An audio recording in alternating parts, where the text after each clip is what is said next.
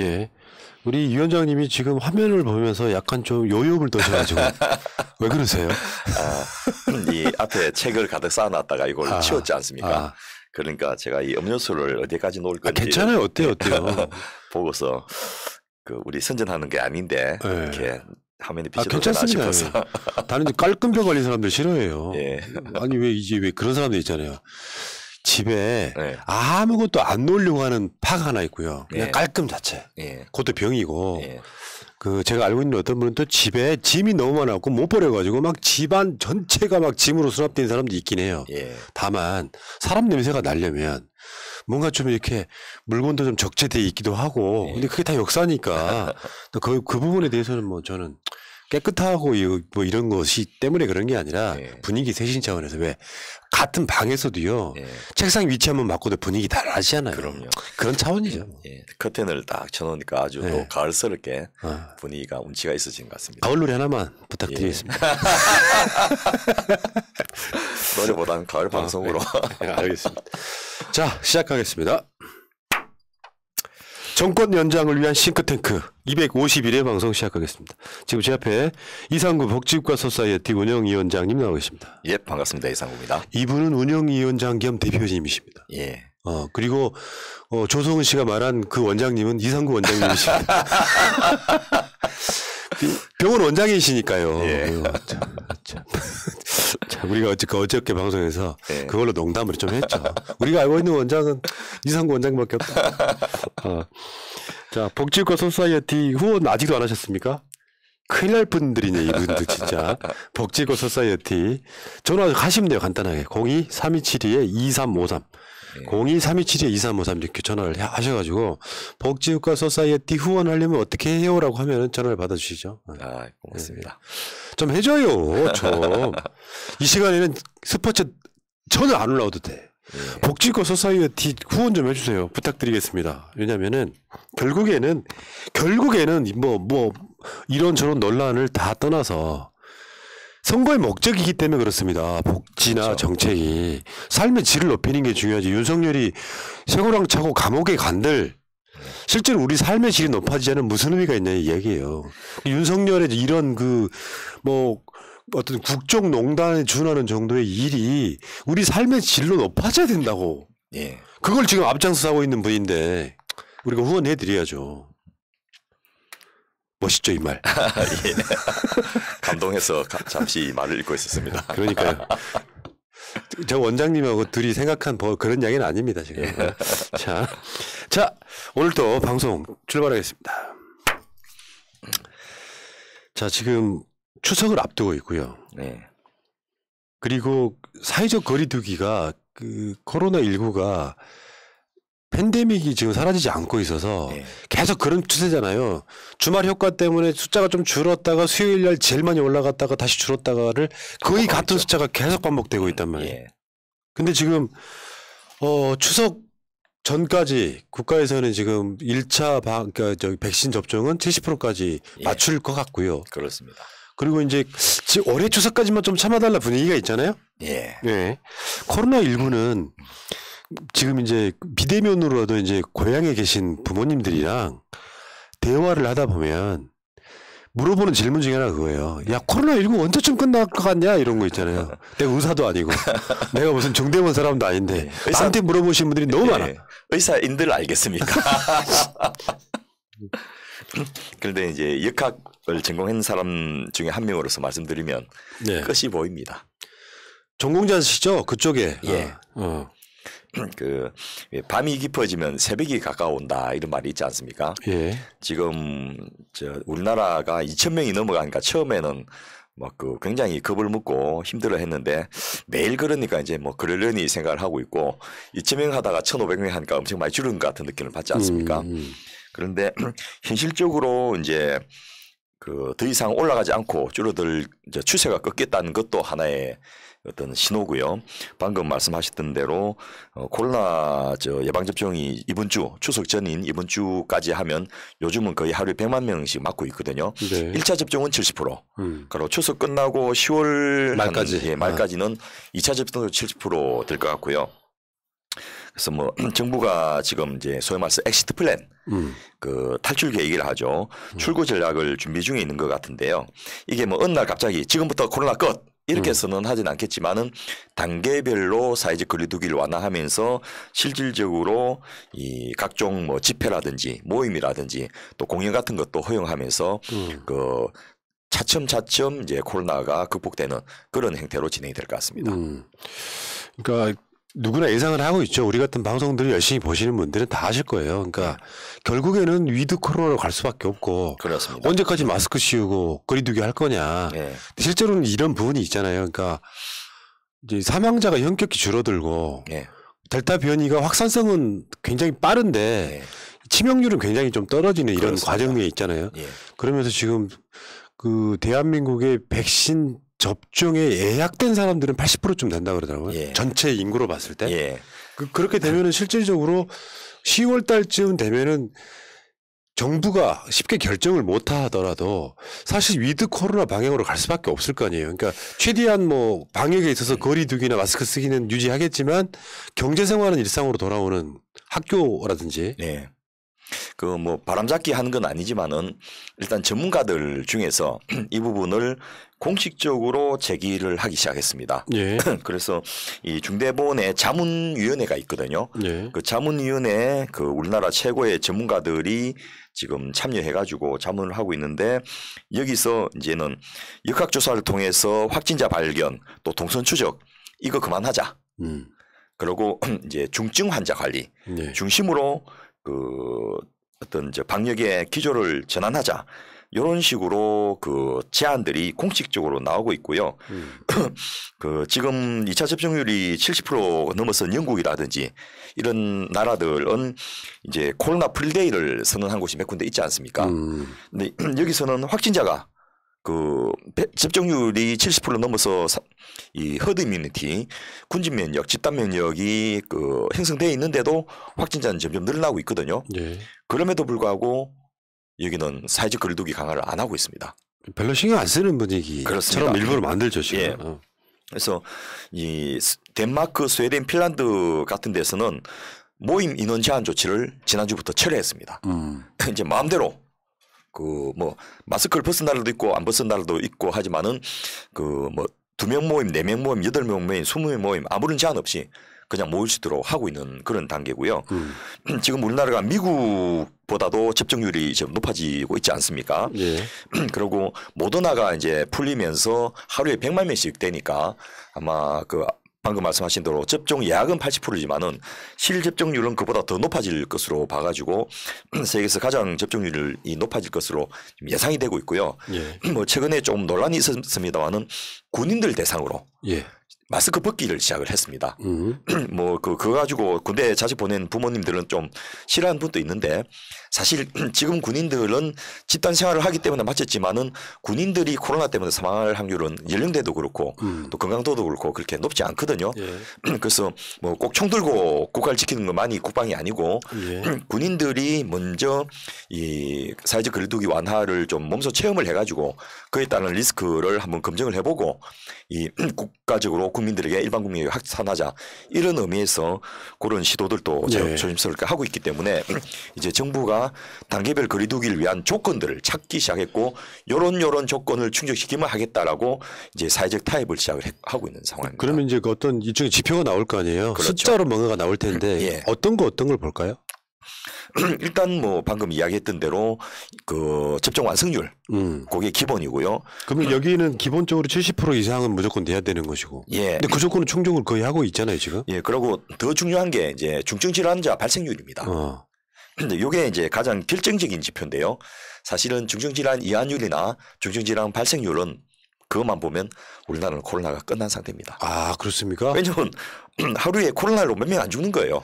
지금 반대로 일본 같은 경우는 병상이 없어서 아예 병원을 못 간다고 할 정도인데 한국은 지금 우리나라는 지금 50%밖에 가동률이 안 돼요.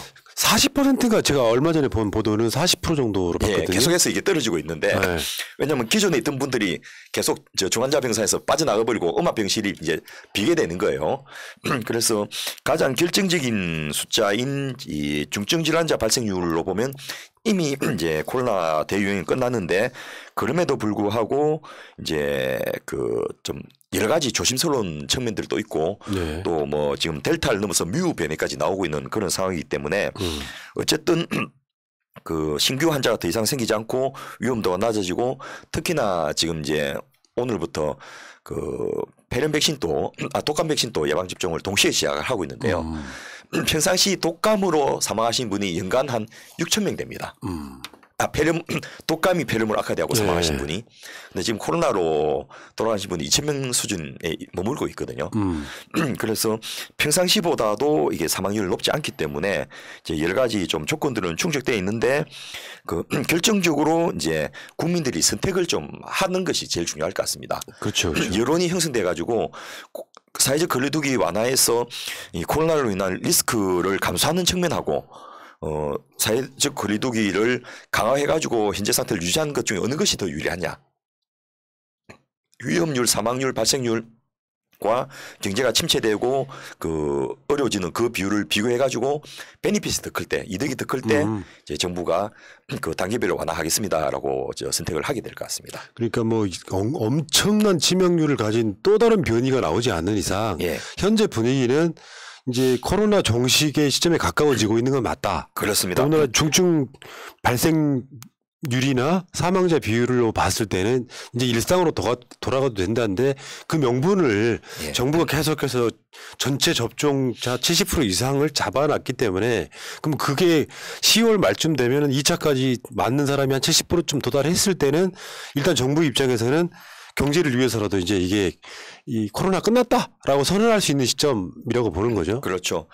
그리고 이제 백신이 그 공급 물량이 충분하니까 뭐 8주 하다가 접종 간격을 6주 하다가 마지막에는 4주까지 땡길 것 같고요.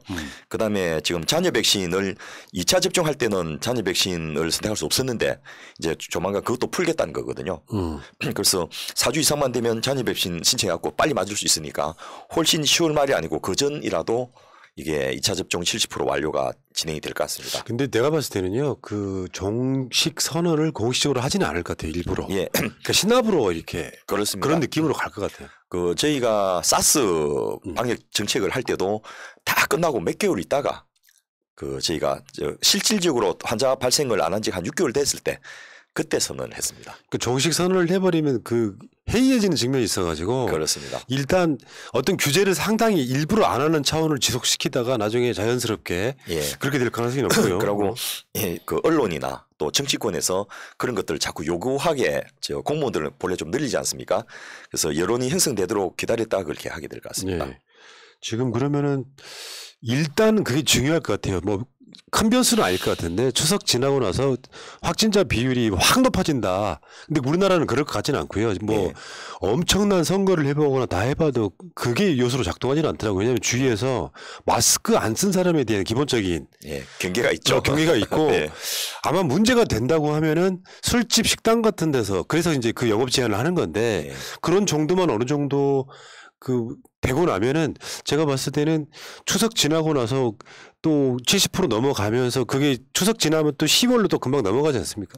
10월 달 지나면서 자연스럽게 이제 코로나는 사실상 끝났구나라고 하는 인식들이 자연스럽게 생길 것 같다 이런 생각을 그렇습니다. 그래서 제가 주장하는 게 코로나 종식되고 나서 대응책을 준비할 게 아니고 지금부터 이제 한풀 꺾여서 종식이 거의 기정사실화돼 있으니까 미리 그다음 포스트 코로나 대책을 세우자 이 주장을 이제 제가 하고 있습니다. 자, 포스트 코로나 시대 이제 코로나라고 하는 그 2년 가까운 시간 동안에 긴 터널을 길거리의 그 괴기한 모습들을 봐왔잖아요. 어떻게 사람들이 다 무슨 어디 미래 SF 영화에 볼만한 장면으로 살았던 거 아니에요? 다 마스크 쓰고. 근데 지금 포스트 코로나라고 하는 것은 이제 그걸 터널을 지나고 나니까 달라져 버린 세상 뭐 이런 거잖아요. 그래서 빨리 준비하고 시작할수록 빠르게 대응을 할 수가 있고요. 많이 준비할수록 더 적절하고 효과적으로 대응을 할 수가 있습니다. 그런 측면에서 지금쯤은 이제 코로나 대응에 급급해 하지 말고 조금 주변도 돌아보고 뒤로 돌아보면서 그동안 어떤 변화가 있는지를 살펴보자는 이야기를 이제 하고 싶고요. 또 그런 것 중에서 좋은 것, 우리가 더 발전시켜야 될 거, 이런 것들을 뽑아내고 또 미진했던 거, 나빴던 거, 고쳐야 될 거, 이런 부분도 좀 정리해가지고 그 포스트 코로나 대책을 세우자라는 이야기를 지금 하고 싶고요. 예. 특히나 변화와 상처들을 세세히 살피고 치유한 것도 중요하지만은 코로나가 가져온 여러 가지 긍정적인 변화들도 있습니다. 예. 이런 부분을 국민들은 아직 잘 모르고 있고 특히 언론이 이 부분에 대해서는 대단히 인색하게 거의 무시할 정도로까지 보도를 안 하고 있는데요. 예.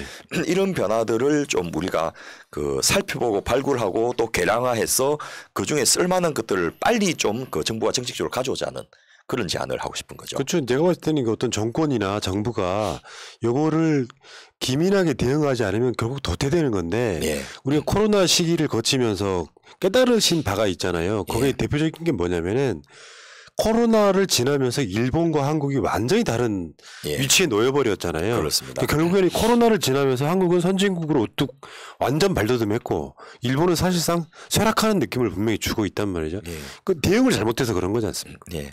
제가 일본 여행을 할 때 이제 우리 그 방문단에 인원에 변동이 생기면 호텔에 가가지고 방 배정 같은 걸 좀 변경해달라고 요구하면 굉장히 힘들어 하더라고요. 아니 그냥 저 A방에 있는 사람 B로 놓고 B방에 C로 놓고 이렇게 하면 되는데 왜 그걸 못합니까 했더니 매뉴얼 없습니다. 프로토콜 없습니다.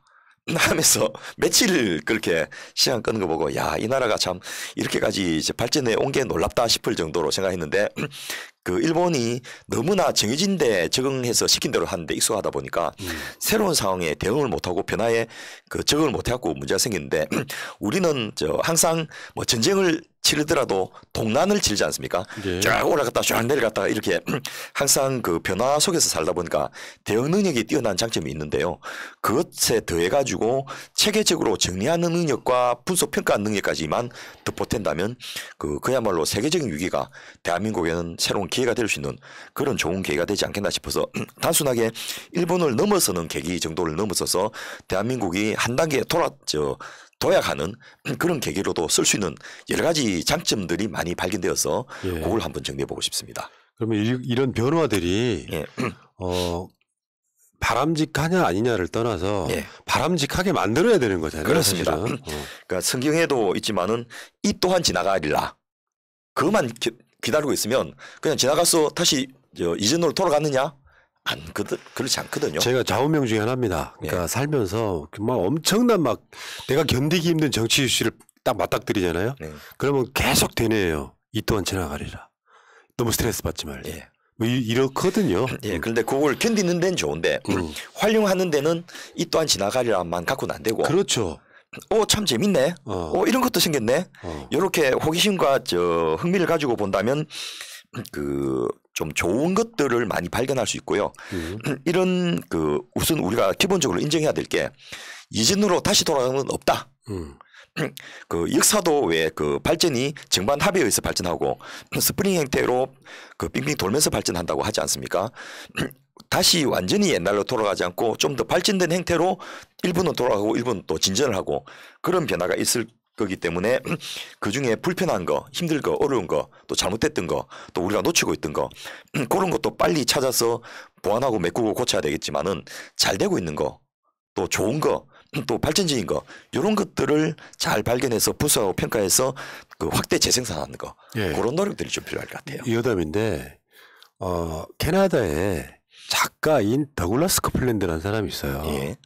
이제 공식적으로 이 사람이 X세대라는 말을 처음으로 쓴 사람으로 예. 알려져 있는데 예. 그러니까 왜 X세대냐가 예를 들면 정확하게 그 구분점이 1968년이래요. 그러니까 예. 1968년 이전 출생과 이후 출생이 다른 건데 예.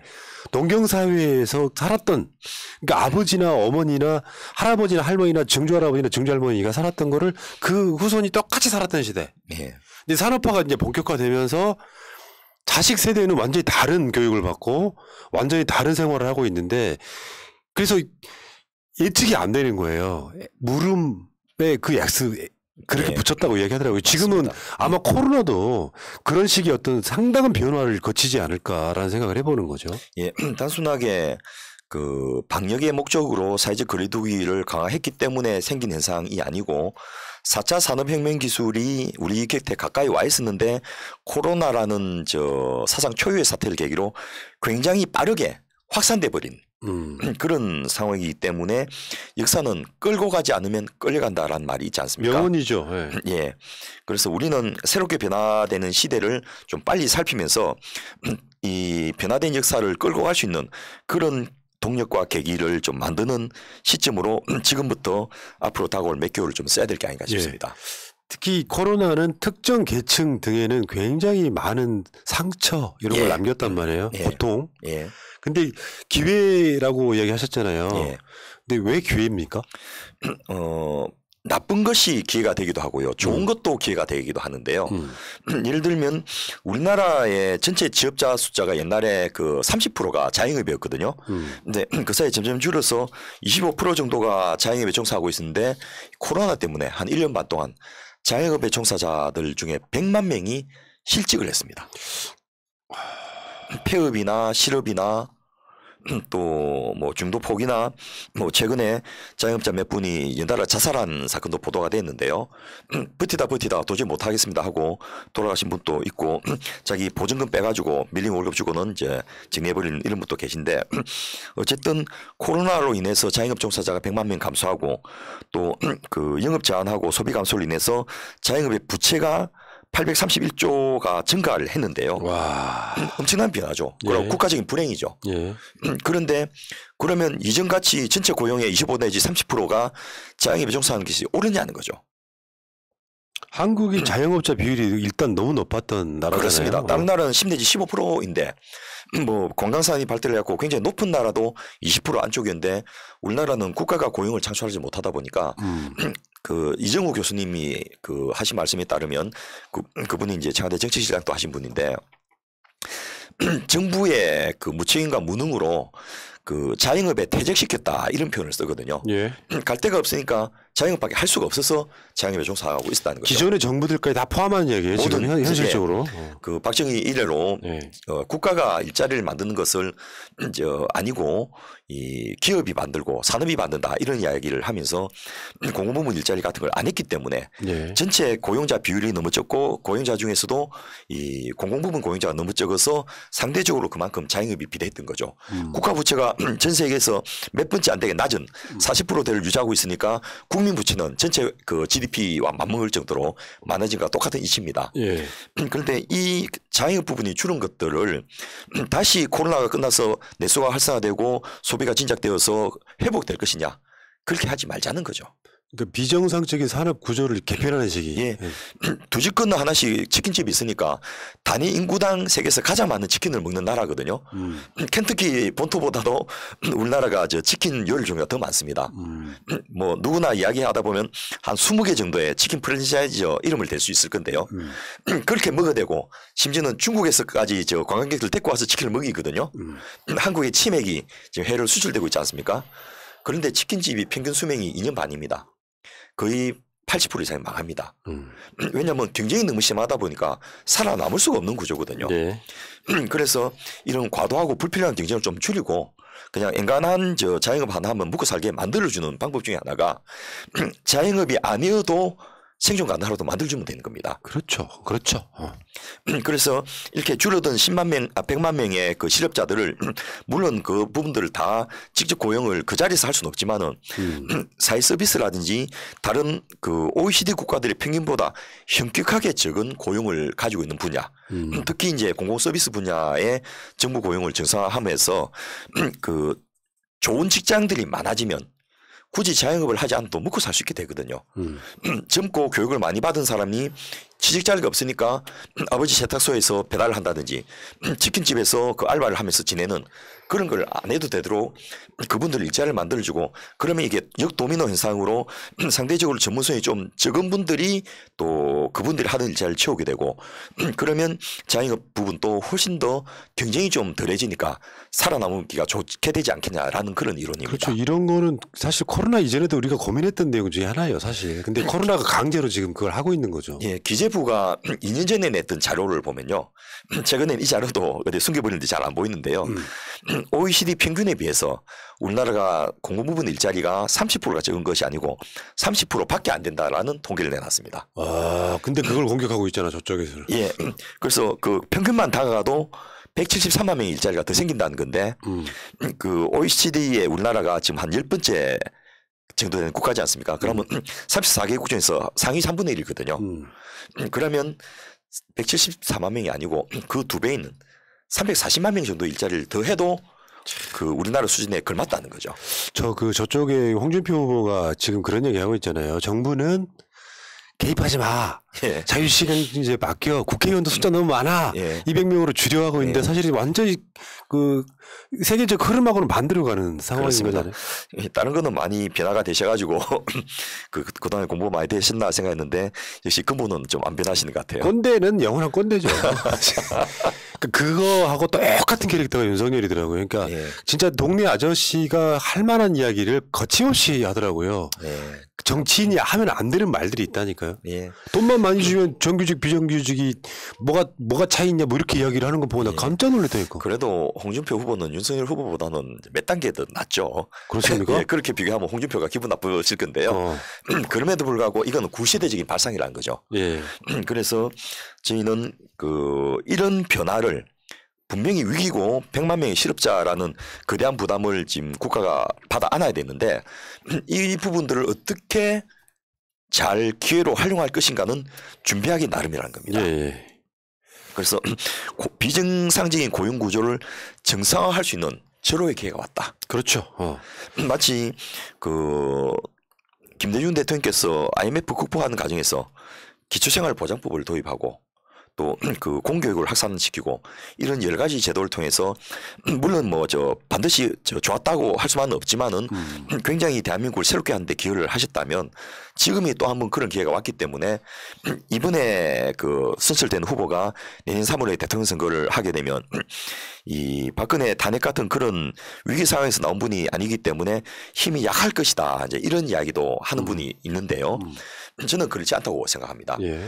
이런 국가적인 위기 상황을 잘 이겨내는 것도 문재인 정부에서 중요하게 했던 일이지만은 이걸 기회로 만들어서 또 한 번의 도약을 만드는 것은 차기 정부에 주어진 일이기 때문에 아젠다를 그쪽으로 세팅하고 국민들의 에너지를 모으는 순간 그 정부는 굉장한 힘을 가지고 추진력을 가질 수 있을 거라는 겁니다. 자, 그리고 교육 부문이요. 제가 이건 실감을 하고 있는 게 딸내미가 학교를 거의 안 가고 조금 나아지면 한 일주일에 2번 가고 이런 걸 반복하거든요. 예. 이것도 위기를 기회로 만들 수 있습니까? 최근에 교육 실태 조사를 해보니까요. 비대면 수업이 강화되면서 몇 가지 변화가 생겼는데 일단 학력에서 양극화가 굉장히 심해졌습니다. 격차가 심해진 거죠? 예. 그러니까 다 같이 줌으로 비대면 수업을 하고 또 혼자서 학원도 못 가고 집에 있어야 되는 것은 똑같은데 그 집에 누가 같이 있느냐에 따라서 이게 오히려 더 좋은 기회가 되었고 대중교육으로 매몰되지 않고 자기가 관심 분야를 더 키우고 발전시켜서 학력이 굉장히 높아지는 아동들이 일부 있는 반면에 대다수는 학교에 안 가고 친구도 안 만나고 선생도 없으니까 그냥 줌 수업만 하고는 끝내고 바로 게임 해버린 거예요. 그래서 학력 격차가 굉장히 심해졌는데요. 첫째 줌 수업을 비대면 온라인 강의를 하게 되면서 선생님들의 격차가 많이 없어졌습니다. 수업이 공개가 돼버리니까. 아, 그러네. 예, 누구든지 다 볼 수 있게 된 거고요. 두 번째로 한 수업을 여러 선생님이 같이 할 필요가 없다는 거죠. 이제 수업을 잘하고 재미나게 하는 선생이 만들어가지고 온라인 수업은 다 같이 보면 돼요. 그리고 각 반에 있는 담임 선생들 또 전문 과목 선생들은 아이들이 줌 수업하는 나머지 부분을 해주면 돼요.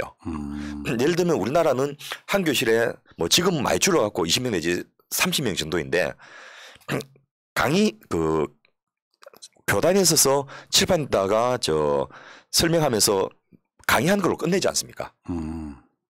그런데 좋은 교육을 가진 나라에서는 강의뿐만 아니고 학생들과 질의응답을 하고요. 소통을 하고 나머지 학습 같은 것들을 현장에서 바로 시켜준다는 거죠. 예. 그래서 1교실 2교사 제도라는 게 우리나라도 도입해야 된다라는 이야기를 많이 하는데 현실적으로 아동 숫자가 줄어들고 따라서 선생도 줄여야 되는 상황에서 1교실 2교사를 하기가 힘들다. 그리고 내 수업을 다른 선생한테 보이고 싶거나 방해받지 않고 싶다라는 그런 교사들의 생각 때문에 잘 안 되고 있거든요. 전면적으로 그러면 교사 숫자를 2배로 늘려줘. 그러면 하겠어. 이렇게 하는 상황인데 교사 한 명 분량을 그냥 줌 수업으로 온라인 강의로 대체해버린 거예요. 그러면 그 남는 시간만큼 선생님이 학생들을 지도할 수 있는 시간이 많아지거든요. 예를 들면 스웨덴의 어떤 교육 과정을 이야기할 때 제가 예시로 든 게 서울시 교육개발연구원장을 했던 이 황선준 박사님이 예시로 들어준 건데요. 자기 애들이 스웨덴에서 학교를 다니는데 국어 수업, 역사 수업 또 이런 사회 수업을 과제를 하나를 내주는 거예요. 그래서 이 하나의 과제를 하면서 평가는 3명의 선생님들을 평가하는 거죠. 예. 동북아 지역에서 영토 분쟁이 왜 그렇게 큰 의미를 가지고 중요하냐. 이런 과제를 내면 아이들을 조사를 해가지고 그거는 단순하게 국경 분쟁뿐만이 아니고 일본이 중국이나 한국을 침략했던 역사적 트라우마가 있기 때문에 그런 감정이 섞여가지고 이것이 국경의 영토 분쟁을 뛰어넘는 문제다.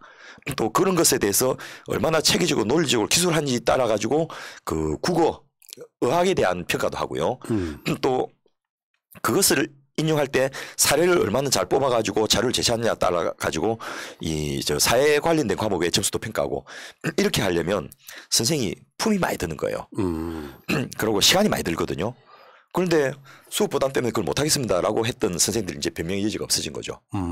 그렇게 한 아이에 대해서 한 과제에 대해서 여러 명이 분석하고 평가해가지고 아이의 부담은 덜게 하되 교육의 질을 높이는 그런 형태의 수업들이 가능해졌다는 거죠. 그런데 이것을 정부가 적극적으로 나서서 푸시하고 요구하고 또 지역 교육청마다 그것을 다양한 자기 지역에 어떤 특성화시켜서 더 높은 교육 경쟁력을 만들어내고 이렇게 하지 않으면 그냥 다시 옛날로 돌아가고 끝낼 거예요.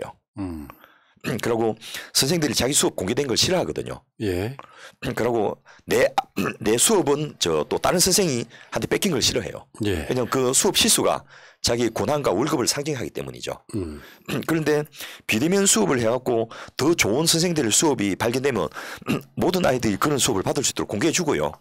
한 학교마다 특정 과목에 대한 수업을 잘하는 교사를 골라가지고 그분의 수업을 통일적으로 하게 하는 방법도 있고 지역 교육청마다 그런 걸 하게 하는 방법도 있고 전국적으로 아주 양질의 교사의 양질의 수업을 모듈화 해가지고 그런 것을 학생들을 선택해서 보게 하는 방법도 있고 그런 여러 가지 콘텐츠 생산된 것들을 평가하고 선정해가지고 제공해주고 그에 따르는 보충학습이나 지원학습을 교사들이 담당하게 한다면 굉장히 학생들의 교육의 수준이 높아질 겁니다. 그러니까 여기 교육 당국이나 교육청 같은데 이런 데서 이거를 그냥 아주 예를 들면 학생들을 학교에 등교시키는 것만 목적, 이럴 게 아니라 이거를 적극적으로 활용하면은 오히려 더 좋은 효과가 있다는 거잖아요. 예. 그래서 예를 들면 이번 국정감사에서 유은혜 장관을 출석시켜갖고 교육상임위에서 코로나로 인해 벌어진 학력 격차를 어떻게 극복할 것인지에 대해서 장관이 가진 대책을 이야기하십시오. 질문은 이미 나왔습니다. 그래서 유은혜 장관이 발표도 몇 개 하고 보충 수업을 하는 추가 교사도 더 채용하겠다 했는데 코로나로 인해서 변화된 교육 상황을 어떻게 활성화해서 이 전체 교육 과정의 질을 높일 것인지에 대한 교육부의 대책을 장기적인 단기 대책과 중장기 대책을 보고하셔요. 이렇게 하면 이것이 이제 가동되기 시작할 거란 거죠. 네. 그리고 지금 학교를 등교하게 되더라도 이 온라인 수업은 여러 가지로 활용이 가능할 것 같아요. 그러니까 등교를 하게 되더라도 예를 들어서 학교 못 나오는 아이가 있을 수 있잖아요. 예. 그런 경우에는 수업을 그대로 진행하되 온라인으로 볼 수 있게끔 해줄 수도 있는 거고 되게 단편적인 거지만. 예. 김대중 대통령께서 취임 이후에 전국에 광통신망을 깔았던 중요한 이유 중에 하나가 바로 방송통신대학 때문이거든요. 전국 어디에 있어도 굳이 서울에 와서 서울대학에 들어가지 않아도 서울대학 수준의 교육을 전국에서 받을 수 있도록 하자는 그런 뜻을 갖고 만들었는데 그게 제대로 반영은 안 되고 있습니다만은 어쨌든 이 코로나를 계기로 비대면 수업이 활성화되면 거기서 뽑아진 좋은 콘텐츠들을 공개해서 네. 모든 전국의 같은 연령의 학생들이 보고 배울 수 있도록 한다면 특히나 교과 과목별 학점 이수제 이런 제도를 통해 갖고 수준이 높은 애는 더 높은 수준의 강의를 듣고서 그것을 이수해서 빨리 진학할 수 있도록 해준다면 또 다양한 수업을 골라서 선택할 수 있도록 해준다면 네. 굉장히 좋은 기회가 될 수 있을 겁니다. 그리고 또 그 코로나 때문에 지금 체육 시간이 지금 사실상 없다고 보는 게 맞죠. 그렇죠. 이제 집에 애들 혼자서 놔두니까 일단 부모 입장에서는 놀이터 가는 것도 신경 쓰이고요. 또 학교에서 와서 친구들하고 노는 것도 안 되지만은 최소한의 그 체육 수업도 못 하고 있지 않습니까? 제가 학생 검진을 해보니까 우리 송파구 쪽에 한 7개 학교 2,700명 검진을 해보니까 이전에 비해서 비만도가 굉장히 높아졌어요. 그래서 제가 자료를 찾아봤거든요. 네. 이전에 학생 검진에서 발견된 비만율 그게 몇 프로까지 높아지냐 했더니 2배 이상 높아진 학교도 있었습니다. 예. 그리고 요게 차이가 사회 경제적인 수준 따라서 차이가 많이 났어요. 예. 가난하고 없는 집안일수록 더 아이가 많이 비만하고 그 문제가 많이 발견됐고요. 그다음에 생활 습관이 달라진 거예요. 그러니까 늦게 자고 늦게 일하고 또 야간에 그 간식 같은 거 많이 먹고 비만도가 높아질 뿐 아니라 또 줌 수업을 시작하고 비대면 수업을 하고 그 게임을 연결되고 핸드폰으로 많이 하다 보니까 측만증도 굉장히 많아졌더라고요. 그래서 우리 애가 전에는 멀쩡했는데 왜 이렇게 됐어요? 지금 화면 나오지 않습니까? 척추가 휘어져 버린 거예요. 앉아만 있어갖고. 예. 옆으로 치워진 거, 앞으로 휘어진 거, 특히 이제 비만 때문에 배가 나오니까 전만증도 생기고. 그런데 이 애들을 한 6주 교정을 시켰더니요. 또 금방 빨리 좋아진 거예요. 애들이니까. 예. 야, 제가 그거 보고 참 신기하기도 하고 고맙기도 하고 그렇더라고요. 부모는 막 엑스레이 사진 보여주니까 눈물을 뚝뚝 흘리면서 내 잘못이다. 내가 애들 안 돌봤을 거다. 자책감이 시달리는데 당신 애만이 아닙니다. 이런 애들이 대단히 많습니다. 그러고 애들은 빨리 돌아가니까 너무 걱정하지 마세요. 그러고 집안에서 우리 병원에서 이제 교정치료 좀 시키고 그다음에 그 10가지 혼자 살 수 있는 운동법 가르쳐주고 또 부모님한테 하루에 줄넘기 몇 분 이상 하도록 체크하세요. 이렇게 해가지고 했더니 정말 좋아진 거예요. 빨리. 그런 걸 보면서 야 이거 신경 써야 되겠구나. 그래서 지금 이제 추석 지나고 나면 본격적인 전면 등교가 시작될 것으로 공고돼서 확정 그렇죠? 발표돼 있는데요. 네. 지금 저희가 사회적 거리두기 하면서 애들 건강검진하는 장면이 화면에 나오고 있는데요. 네. 그 예산이 이미 있습니다. 그래서 부모님들 돈 한 푼 안 들어도 되니까요. 빨리 그 학생 검진 받아가지고 건강검진 결과를 학교에 제출하세요. 아. 지금 작년에 못했고 올해도 못했습니다. 초등학교 1학년, 3학년 1학년, 4학년, 중학교 1학년, 고등학교 1학년이 그 3년마다 정기적으로 건강검진을 하게 학교보건법에 돼 있거든요. 그런데 1학년, 2학년 다 못한 거예요. 그러네. 그래서 이 아이들이 빨리 바꿔서 이상 있는 애들이 학교에서 알게 되면 예를 들면 수업을 강화한다든지 교정 체육을 시킨다든지 식단을 좀 골고루 먹여야 한다든지 대책을 세울 수가 있거든요. 근데 모르고 있으면 이게 고착돼 버리는 거예요. 예.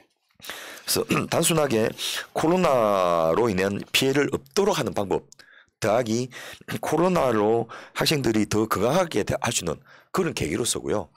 그리고 이제 우리나라는 대학 입시가 문제가 아니거든요. 물론 스카이 대학 가고자 하는 요건은 있으니까 네. 입시 경쟁이 없어지지는 않겠지만은 졸업생 숫자보다 대학 신입생 숫자가 훨씬 더 TO가 더 많습니다. 원하기만 하면 어디든지 갈 수 있습니다. 대학 가는 것이 아니고 어떻게 하면 더 건강하고 더 창의적으로 아이를 키울까 이런 측면에서 본다면 그동안 등하시했던 체육 수업, 미술이나 음악이나 예능 수업 강화해야죠. 네, 알겠습니다. 다음에 이제 초중고뿐만 아니라 대학교도 지금 예. 사이버 대학하고 일반 대학이 경계가 모호해졌다면서요. 그렇습니다. 그러니까 지금 그 코로나 세대 뭐 이런 이야기를 하는데요. 신입생들이 작년하고 올해 신입생들이 학교에 한 번도 못 가본 거예요. 그러고 그러네 진짜 예, 캠퍼스 생활을 모르네. 예, 과 동료가 누군지도 몰라요.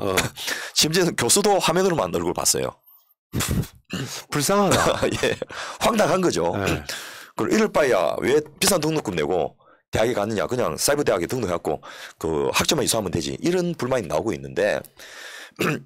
그런데 이게 또 대학 입장에서는 그 굉장히 발전의 계기가 만들어진 거거든요. 그렇죠. 활용하기 나름으로는. 예. 그 초중고등학교 교사들의 수업만 공개된 게 아니고요. 대학 교수들의 강의가 공개됐습니다.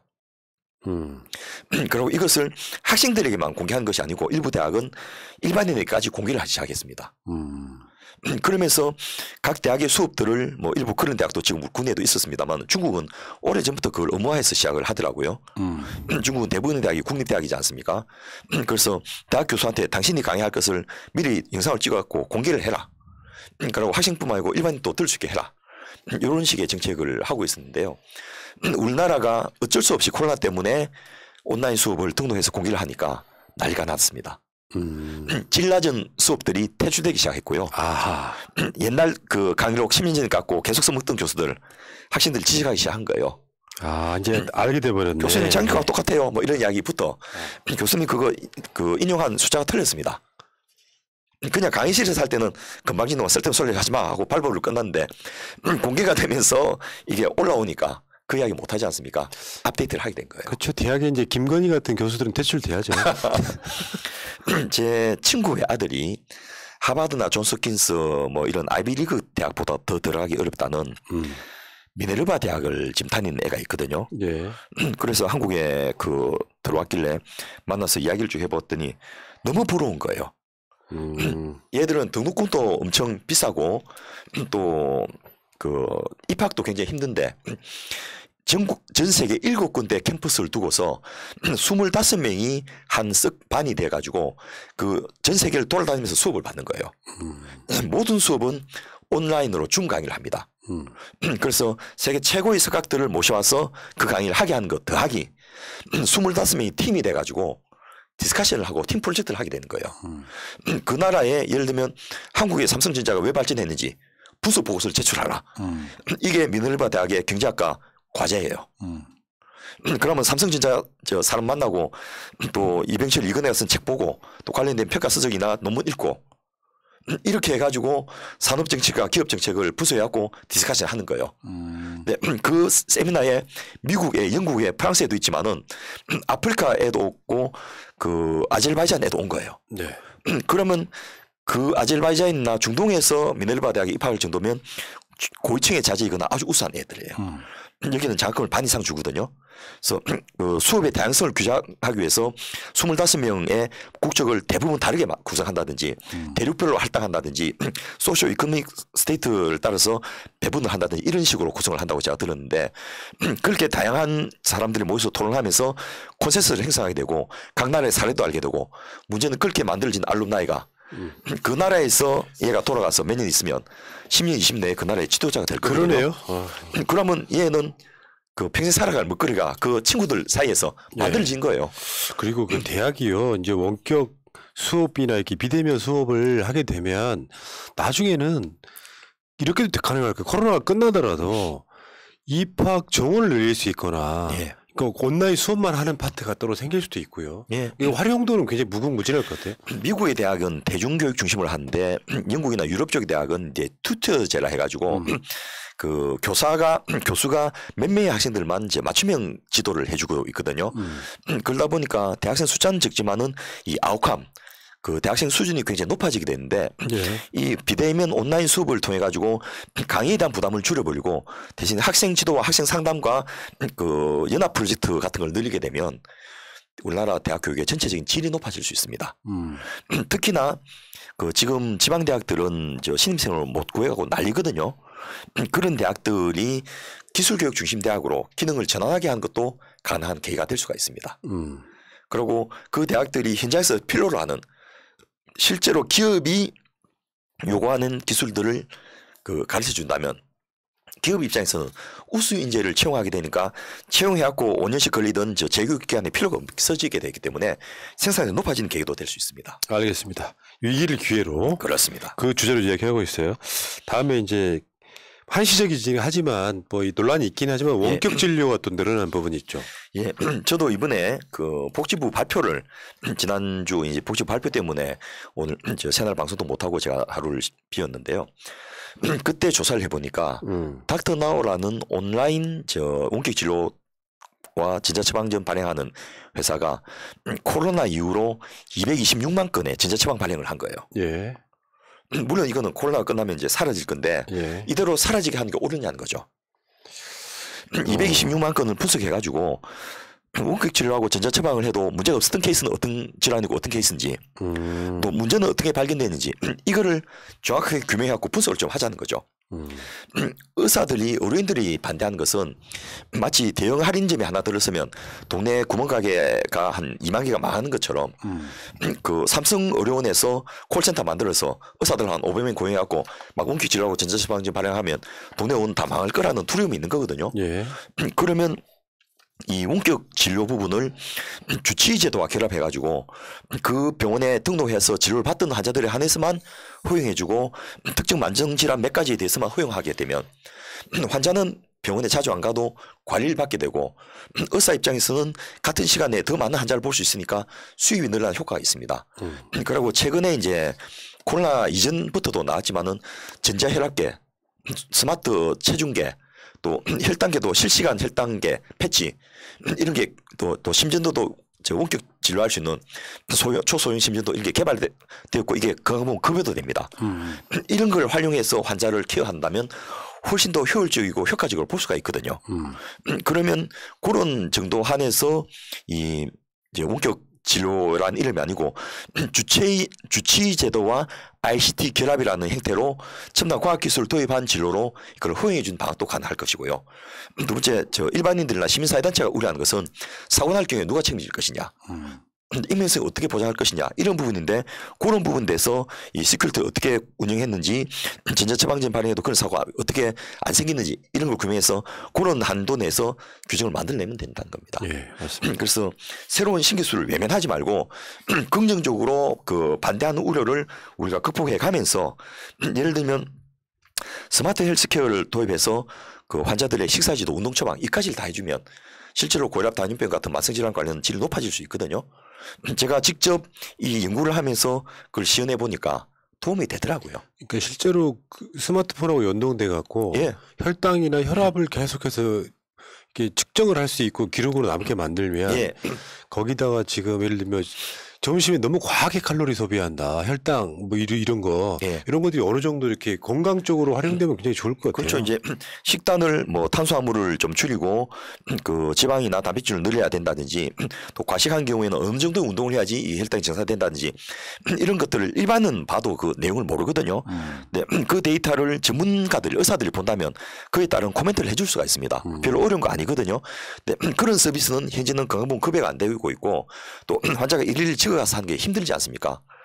그래서 그 데이터 마이닝 프로그램 같은 걸 해갖고 정상적인 거는 의사가 몰라도 되지만은 비정상적인 문제가 생겼을 때 의사가 그것을 알고서 지도해 줄 수 있는 그런 프로그램을 만들고 그의 수가를 개선한다면 굉장히 환자 진료의 질을 높일 수가 있다는 거죠. 알겠습니다. 자, 그리고 다음은 배달 앱. 예. 그러니까 이거는 코로나 때 아마 그럴 수밖에 없는 게 식당은 못 가고 또 영업시간도 제한돼 있어서 지금 아마 배달 앱 시장은 24시간 돌아가는 거 아니에요? 예, 엄청나게 커졌고 코로나 끝나고 이거는 계속될 것 같습니다. 그런데 최근에 김용래 특허청장이 발표를 하셨는데요.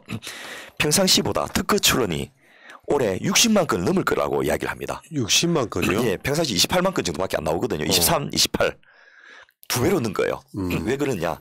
배달앱에 등록하려면 상표 출원을 해야 되기 때문에 그 식당들 전부 그 상표 출원, 의장 출원 뭐 이런 걸 해가지고 특허 등록을 하게 된 거예요. 갑자기 이게 늘었다는 거죠. 그리고 지금은 매장의 매출이 그 비대면으로 그 주문 앱을 통해서 한 게 반을 넘은 매장들이 많습니다. 아, 벌써. 예. 그러면 일반 시민들 입장에서는 이게 편하거든요. 그리고 그 매장을 만들어 놓고 그 종업원을 고용하지 않아도 주방만 키우면 또 살아갈 수 있는 그런 것도 가능해지니까 이런 부분은 더 키우고 늘리자는 거죠. 그래서 아마 경쟁력이 있기 때문에 그 배달하는 분들에 대한 처우라든지 그 관리만 좀 제대로 된다면 굉장히 좋은 계기가 될 수가 있고요. 특히나 최근에 이제 코로나 때문에 그 와중에 개원했던 그 여의도에 있는 더 현대 또 동탄에 새로 개원한 그 롯데백화점, 동탄점 이런 데가 매장을 확 줄여버렸습니다. 백화점 가면 가운데 펑 비워놓고 있고요.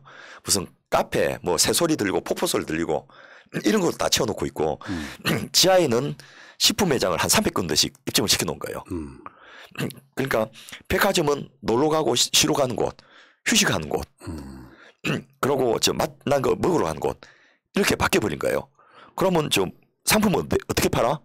백화점에서 샘플 보고 주문은 전부 핸드폰으로 스마트폰으로 해버리거든요. 근데 이게 우리나라에서 새로운 트렌드로 자리 잡기 시작했는데 한류 바람을 타고 아 이거 해외 수출해도 되겠네 이 생각이 든다는 거죠. 홈플러스, 월마트 미국의 프랜차이즈 시스템이지 않습니까? 이 세계적인 유통 시스템인데 전 세계에 다 퍼져나가서 유통시장을 증거했는데 이게 무너지고 지금 그 시장을 아마존 같은 데서 채우고 있는데 우리나라의 이 온라인과 오프라인을 결합한 이 프로그램이 아마존보다 더 뛰어난 거예요. 아마존은 온라인밖에 없는데 오프라인에서 폼에서 그 자리에서 온라인으로 주문하고 대신에 놀러가서 쉬다 오는 거예요. 가족들끼리 휴식하고 새소리를 듣고 그림도 보고 음악도 듣고 K-쇼핑이네. 그렇습니다.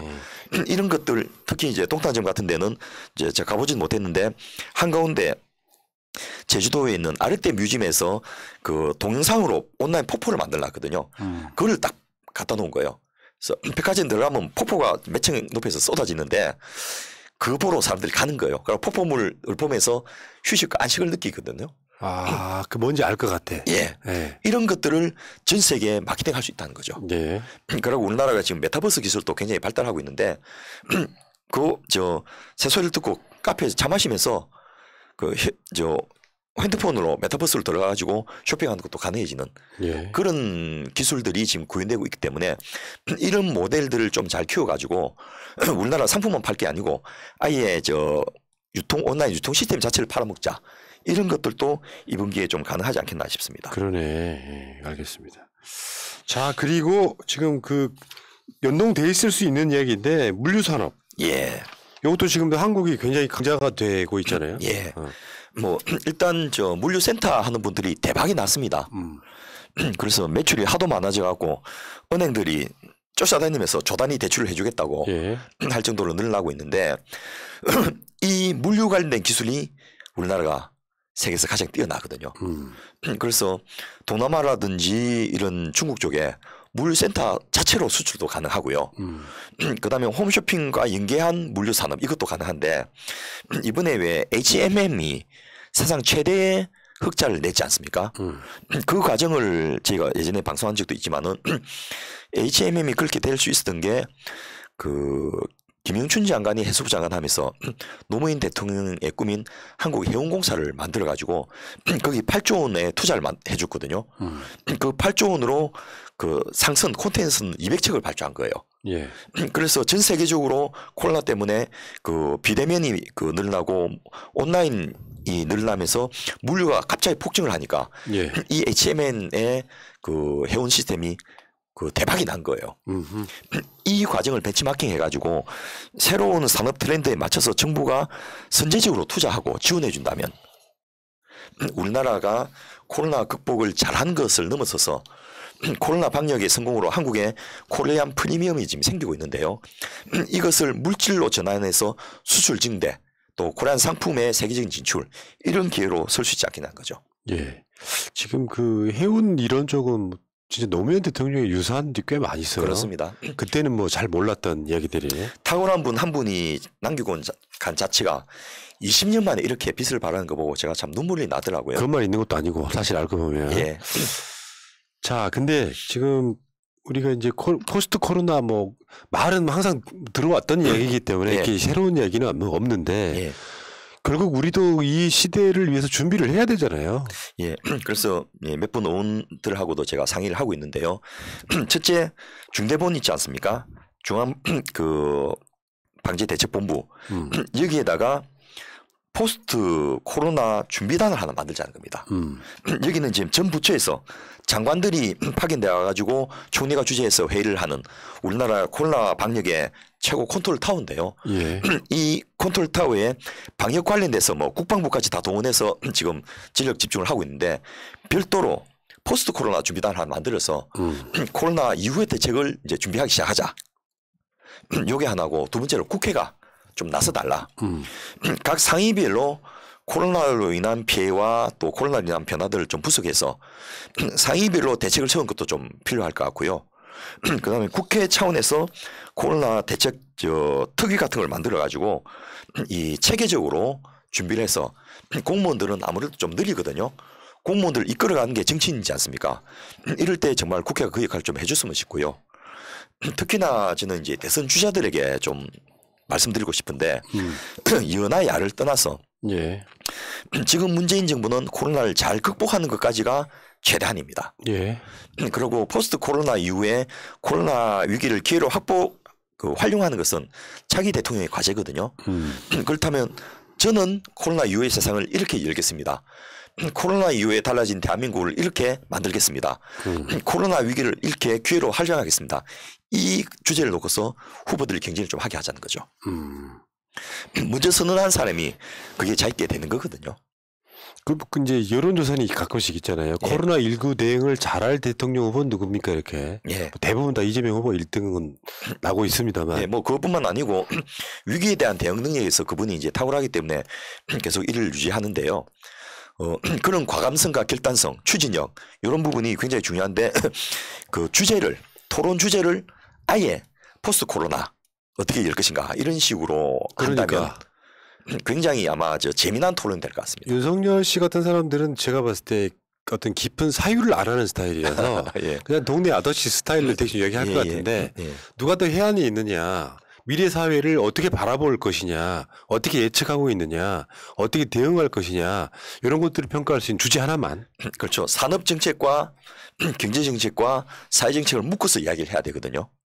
그리고 자기 콘텐츠가 없으면 공개 토론에서 뭐 써난 거 읽을 수 없지 않습니까? 뭐 특정 당은 써난 거 읽는 학예 발표를 주로 하셨다는데 뭐 어쨌든 예비 경선 끝나고 이제 본 경선 들어가면 달라지시겠죠.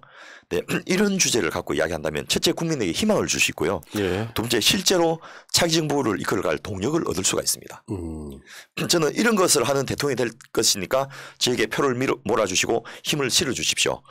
그러고 3월달 선거 이후에 출범할 대통령 인수위에서는 이런 것을 주제로 인수위를 구성하겠습니다. 라고 구체적인 플랜을 가져올 수 있고 그 플랜 안에는 자기의 공약들이 인수위에서 구체화될 수 있는 액션 플랜들이 이제 나올 수 있게 되겠죠. 네, 그러니까 이게 대선 후보들이요, 네거티브나 이런 걸 통해서 뭐 이재명 깎아내리고 이런 걸로는 안 먹히고요. 네. 시대 사람들이 예를 들어서 뭐 저 사람 뭐 어떤 사람이라고 나쁜 흉보는 거 말고 내가 진짜로 지도자가 돼서 뭘 해보겠다라고 하는 비전을 내는 사람은 저는 거의 못 봤거든요. 네. 진짜로 저는 제가 봤을 때 이 기억에 남는 사람은 이재명, 추미애 정도예요. 네. 저쪽은 아예 전무합니다.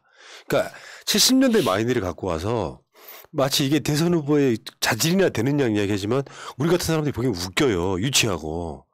하다못해 지금도 약간 색깔론 같은 걸 제기하는 사람이 있어요. 예. 아무 의미 없는 짓거리 하고 있는 국민들 누가 그런 데 관심이 있습니까 이게. 국민의 삶은 지가 알아서 하는 거다 이렇게 이야기하는 분들이 후보로 국가가 왜 국민의 삶을 책임지냐. 그러니까요. 버젓에 나올 수 있다는 게 참 정말 세상을 몰라도 너무 모르시는구나 이런 안타까움이 드는데 이제는 이제 그런 분들은 조기에 도태되고 정말 국민의 삶을 국가 책임져야 된다고 생각하는 전제 하에서 토론이 들어가야죠. 저는 그런 생각을 해봤거든요. 민주당 내에서도 뭐 어떤 후보 싫어하고 좋아하고 하고 있잖아요. 네. 근데 노는 물은 확실히 다릅니다. 그러니까 저쪽의 후보들이랑 우리 쪽 후보들을 질적으로 비교해보면 비교가 안 될 정도예요. 네. 왜냐면 아젠다가 없어요. 그중에 아젠다가 좀 있어 보이는 사람이 유승민 정도인데 이분도 들어가서 보면 꼰대죠. 그냥 완전 꼰대에다가 그냥 소위 말하면 우리나라 보수정당 후보일 뿐이더라고요. 네. 나머지는 아예 없다. 그러니까 그 모든 공약이나 이런 그 미래 비전은 자기 철학에서 나오는 건데 그 철학이 없는 거예요. 네. 철학이라는 게 그냥 꼰대. 꼰대 철학만 갖고 있는 사람도 있고. 네. 철학이라기보다는 행태고 습성이죠. 근데 이미 세상이 바뀌었는데 앞서 우리가 이야기 나눴지만은 달라진 세상에 따라오지 않으면 끌려가야죠. 네. 자, 코로나가 우리 일상에 가져다 준 변화. 이것이 우리한테 안 좋은 점만 있었느냐. 예. 이것을 우리의 기회로 만들 수도 있지 않느냐 뭐 이런 주제를 갖고 이야기를 한번 해봤는데 이런 주제로 방송하는 건요. 그것도 1시간씩이나 하는 건 새날이 전 세계에서 유일한 것 같아요. 예.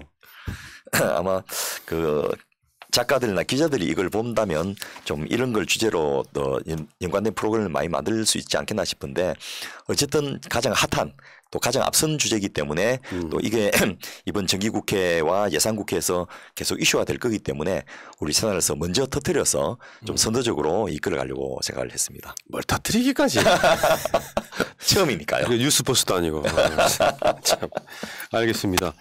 아무튼 그 대선 주자들이 이런 고민을 하고 있고 근데 예. 문제는 언론이 또 이런 주제로 이야기하면 안 받아줍니다. 예. 그런 측면도 있잖아요. 그러니까 그렇죠. 아까 말씀하신 건 굉장히 좋은 제안이에요. 토론을 코로나19 이후에 포스트 코로나 시대를 어떻게 우리가 대비할 것인지에 대한 토론을 한 100분 정도 한다면 나름 그런 거 보는 재미도 쏠쏠하거든요. 예. 그리고 이제 국민들이 이제 끝나겠구나 하는 희망을 좀 가질 수 있지 않겠습니까?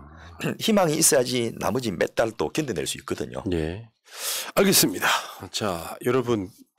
이 복지국가 소사이어티에 대한 후원을 하시겠다고 전화를 하셨는데 전화를 안 받는다는 건 그거 어떻게 설명하실 거예요? 죄송합니다.